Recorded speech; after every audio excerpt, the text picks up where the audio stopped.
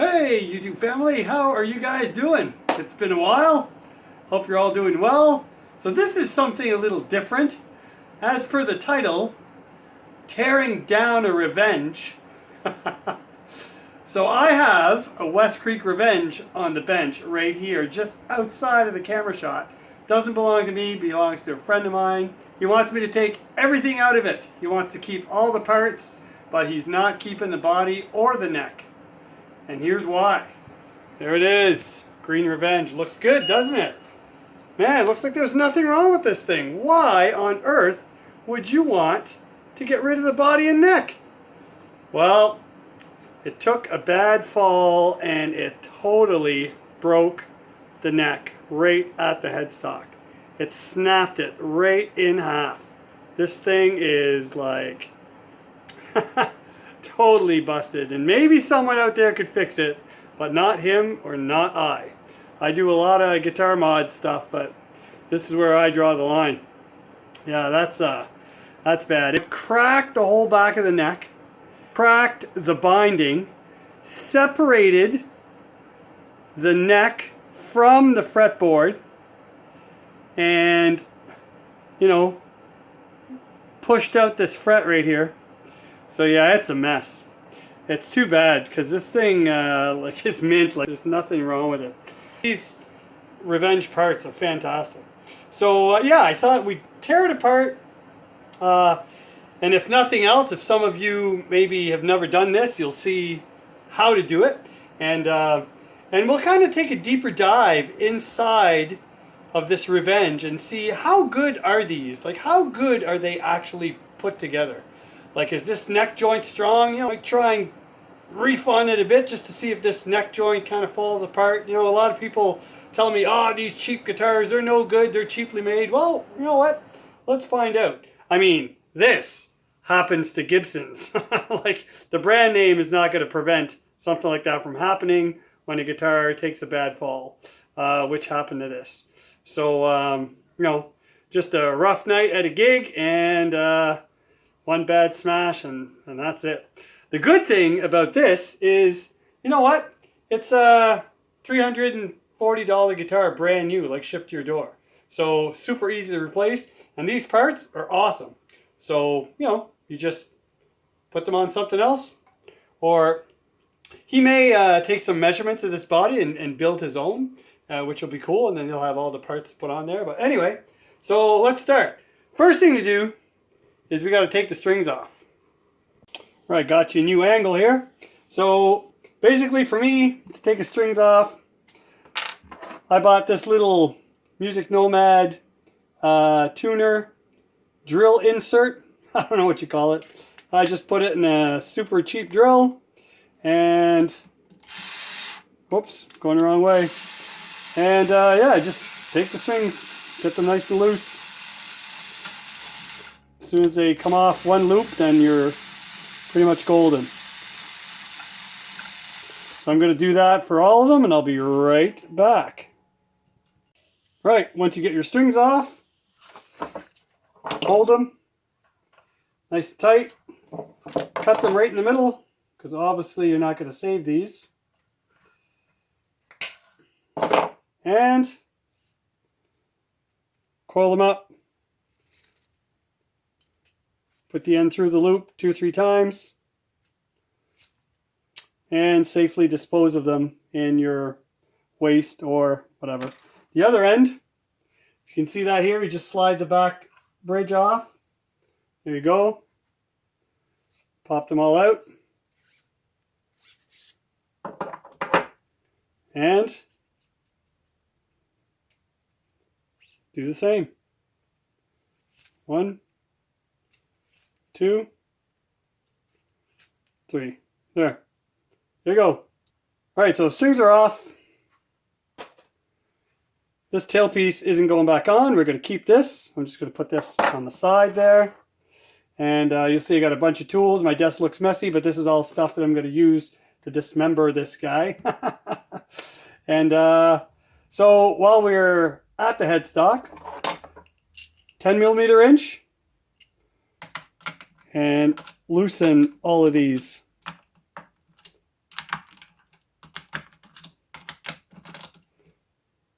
All right, and all we're going to do is take these nuts off and the sleeves out.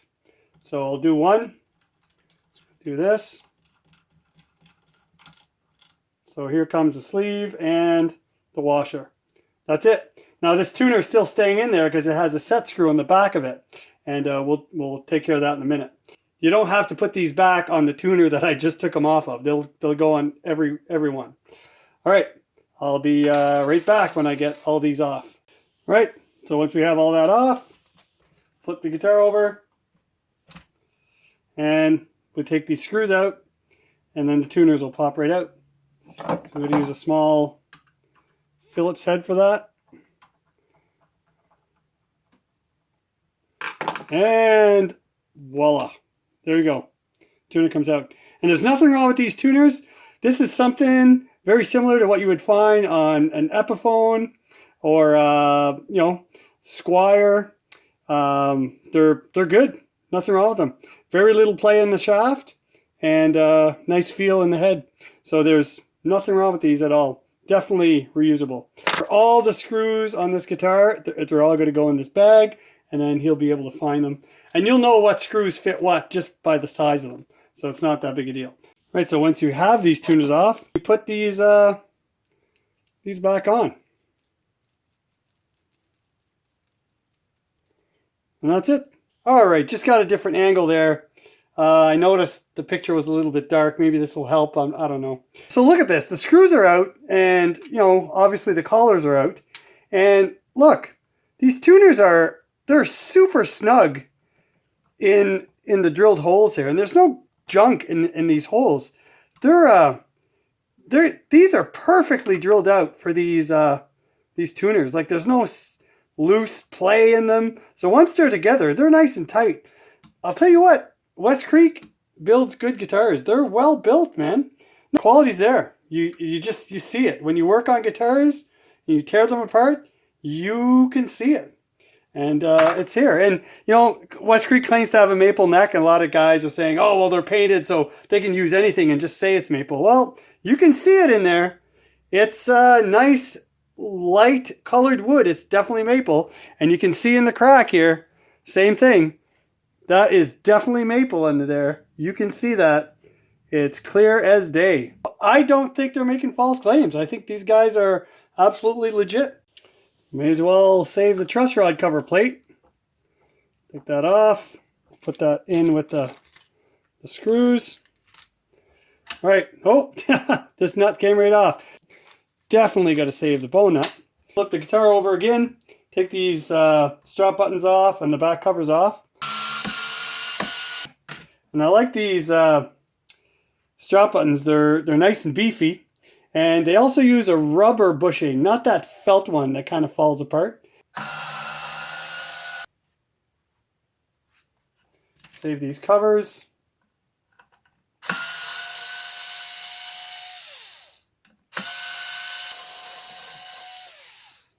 Man, it's too bad. The plastic is still on the back of these covers. Look at that. Hadn't even taken the plastic off of them. Huh. Well, these are good. These again can be reshaped for maybe a different style of guitar, or you never know. And we'll put these screws here. These are just typical pickguard screws, so we'll just add them to the collection. Look at that. We got a real blade type toggle switch. We have full size pots, and the volume pots are B 500K, and the tone pot is an A 500K. I'm going to snip all these wires off of the pots, and then later we can clean them up with like a solder sucker so we can reuse these pots, because these are good pots. So, but I'm not going to clip the wires here because I want to save all of these. And this white, yellow, and black wire, they all come out here. So that's one long wire going through the body. All right, so I'm just going to use these flush cutters here so I can get in there. And wherever there's a connection, I'm just going to try and make a clean cut. Like one more. There you go. So these are all the wires coming from pickups and the switch. Jack is right back there. going to take the 4 screws out.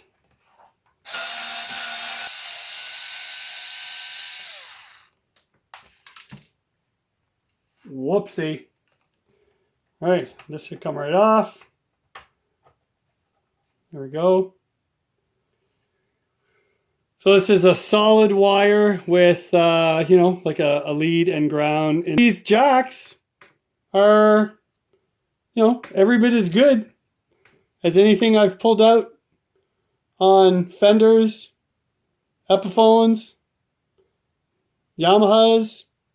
So yeah, I don't see anything here that makes me cringe. It's fine. And this plate's nice too. All right, volume pots. First, we got to take the knobs off. So I have a little kit that I bought years ago when I was working on my old cars and stuff, and you know, to try to get the little push-in tabs out.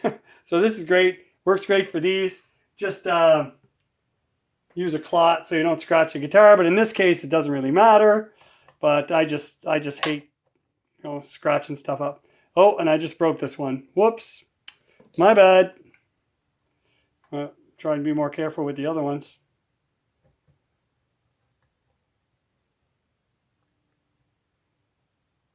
And these are on there. There we go. One. Some people use the old string trick. You just tie a string underneath the pot and then you lift. But I'm going to take some pliers. Loosen these. And I'll loosen the switch. There we go. And pop everything out. There we go. Switch will go through.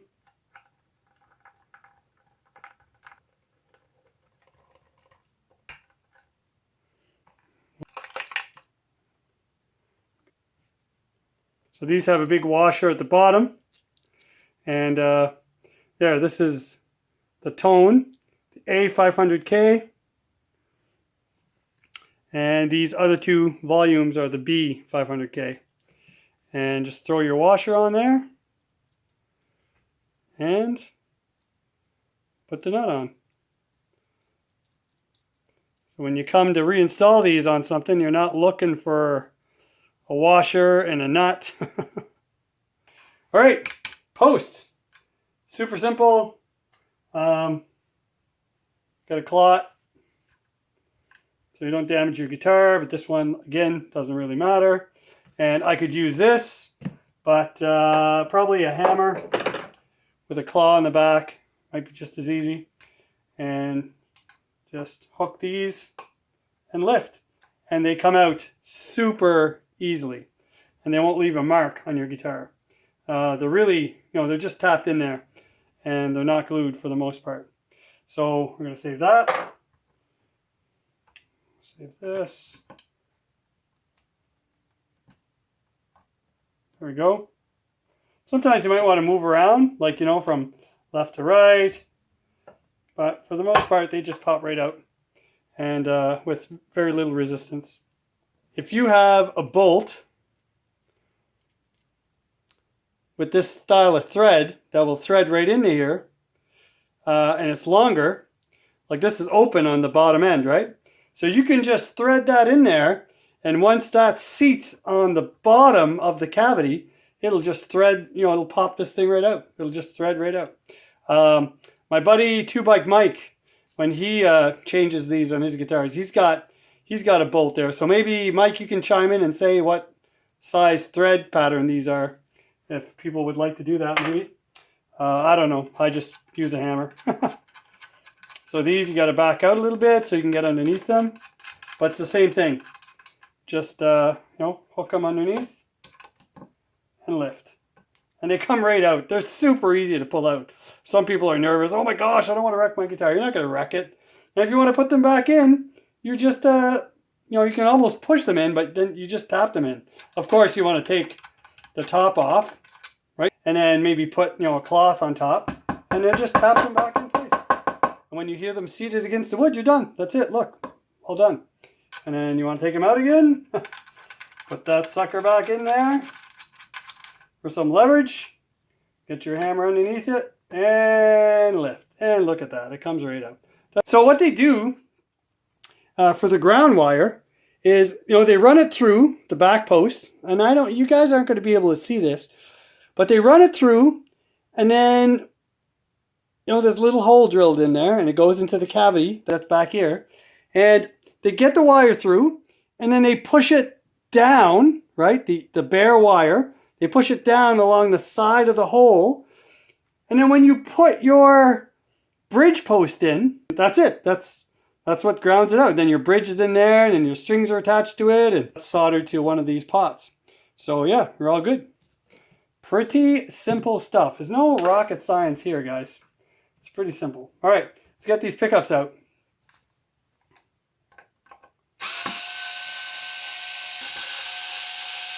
For an inexpensive guitar, you're not getting cheap, crappy electronics. Excellent bang for your buck. So we'll just take this out like this. Pull this out here. There we go. Nice big solid wire. And it's stamped bridge. I don't know if you guys can see that. And so you can see it is not a ceramic pickup. There is no bar magnet in there. These are Alnicos. They go all the way through. Really good.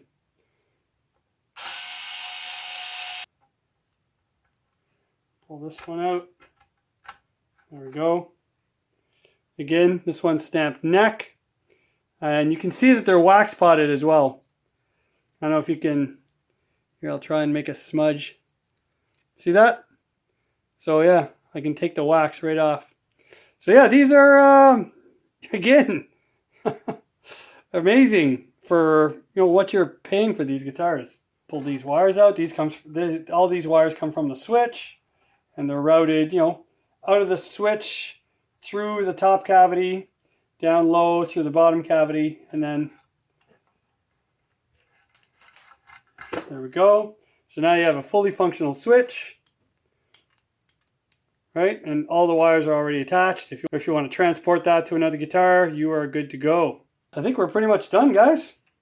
Mahogany body, maple neck. So again, really, really impressive build and quality for what you're getting. This binding work is just as good as on anything I've ever seen at a high price point. The inlays are fantastic. Let's see if I can pop one of these inlays out just so we can see how thick it is. I got it. Oh, there we go. Holy smokes. So, again, look at the thickness of this inlay. Look at the thickness of it. Man, it's not just like a little piece of paper they put in there. This thing is like a block. Now, is it real pearl? No, it's like a pearloid, but this would be about as thick as a 3-ply pickguard on some of the more expensive guitars, right? That come with a nice 3-ply pickguard. Maybe a little thicker. Yeah, pretty, so that's what you're getting when you're getting, these WestCreek guitars. The inlays are, man, it's like a block. Bring you over here. Look how clean this route. Now, don't mind that. I messed that up with a screwdriver, but that is one clean inlay route. Right? And that pops in there, and it's super level. Like you can't even feel it. Wow. Again, man, it's, you know what? Super well made. I wonder if I can pop this fret out. Just because the neck is cracked. Oh, look at that. Yep. So look. So they cut the tang, right? And then they round the edge, polish it, and then insert it in the guitar. Nice. Super well made guitars. It's too bad that had to happen. But anyway, we got a bunch of parts. So let me clean this up and then we'll go through these parts. So here are all the parts that we just took out of the WestCreek Green Lizard, which is right here. And on Amazon Canada is listed for $339. All right. So here in Canada, you're looking at just under 400 bucks for this WestCreek Revenge, shipped to your door, taxes in, the whole works. So here's a question. What do you think you would pay to have to buy all this stuff to build a guitar? Right? Decent tuners, full size 500K pots. Don't forget the green chiclet. Right? A jack plate, a tune-o-matic bridge. Some of them come with these, some of them don't, but usually, hopefully you'd get the posts.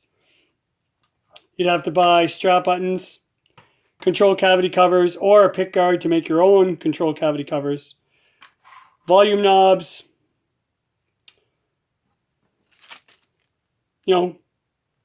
Incidentals like different size screws. A bone nut.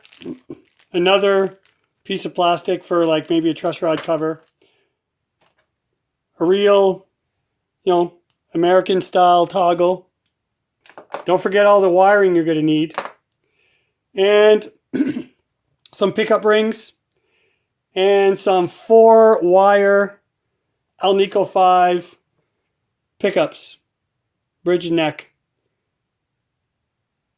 What do you think this would cost? I know exactly how much this would cost because I have modded many guitars. Most of those mods are all documented on my YouTube videos. And I have bought tuners, volume pots, bridges, not necessarily this style, mostly telly stuff. Same difference, right? And usually when I mod a guitar, here in Canada, I'm into it for almost 200 bucks. After taxes, shipping, not all my parts come from Amazon, so I don't always get free shipping. So, but give or take, 150 to 200 bucks. So that means that this green lizard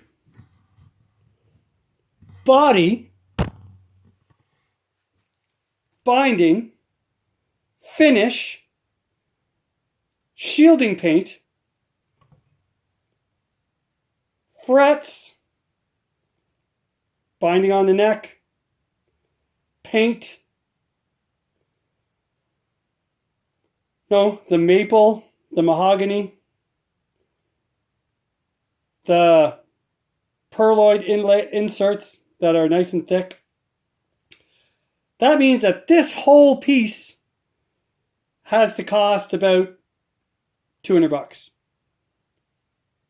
Good luck building something like this with that material, with that finish for $200. It's not happening. Not here in North America anyway. So all this to say, are these like, Gibson killers? No, of course not. Like, I'm not that foolish. But you got to admit that you're getting an awesome bang for the buck when you're buying one of these WestCreek guitars. It's crazy. I love this whole budget craze, man. So, and I'm just promoting somewhat WestCreek because that's what we have in front of us. But I don't care which brand name it is. A lot of the budget guitars coming out now are super impressive, and with a good setup, they will compete with any brand name guitar out there for a significantly lower price. So what does that mean for you? It means you get to have 5 or 6 of these for the price of one brand name on the headstock. But to everyone their own, right? For some people, if it doesn't say Fender or Gibson or Yamaha or Ibanez or Music Man or whatever, it's just not a good guitar. But for those of you out there who take these things apart and, deep dive, you know that these are built with real wood. They're built with some attention to detail. Whatever method that they finish them with is amazing for the price. And the hardware, bring you back over here, is every bit as good as any brand name budget line. I would even say it's better. One thing left to test. Now, this neck is already cracked and broken. You might be able to save it, but not for the price of this guitar you won't be. So it's like my buddy said, it's not worth it. He can't take it anywhere and get that neck repaired professionally for near the cost of what he paid for this guitar. So, one more thing left to do is, let's see how strong this thing is. Is that really solid wood? I'm a 170-pound guy, right? I'm not a giant, but I'm pretty big compared to a 7-pound guitar. So, let's check this out.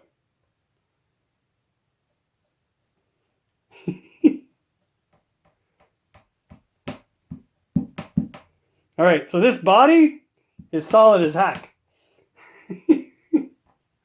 And let's check out this neck joint. Now, I know the neck is flexing because the headstock's broken, but let's check out this neck joint. Holy lifting. Now, I can bend that headstock. Even with the neck snapped, this guitar is still solid enough to hold half of my body weight. Oh, there we go. I finally broke the headstock off. All right, it just separated. It just separated where it was already broken. But still, it's still together. That is crazy. And look, that neck joint, not even a crack. So, yeah, say what you will. These guitars, they are well built. You know, any guitar with a tilt back headstock like this that takes a fall and lands on the tip of it is going to crack. I don't care what the name is on the headstock. Unfortunately, you know, that's what brought this guitar to its demise, was just a bad fall. But man, this thing is built tough. Kind of a weird video, but thought you guys might enjoy it. No guitars were harmed in the filming of this video. This guitar was already dead. But like my buddy said, he just wanted to save all the parts because he recognizes that they are good. And anyway, if you're wondering why I have Evangeline with a star on my shirt, the school where I teach at, it's been our logo for years now. This is an old shirt. We have a nicer logo now. But today I was out with my golf team from school. They were out there golfing. One guy won gold, the other guy won silver, so it was a pretty good day, but it was chilly out there, so I had my hoodie on. And no, I don't golf. I play guitar. So you guys take care. God bless. Let me know what you think about all this stuff, and we'll see you in the next one.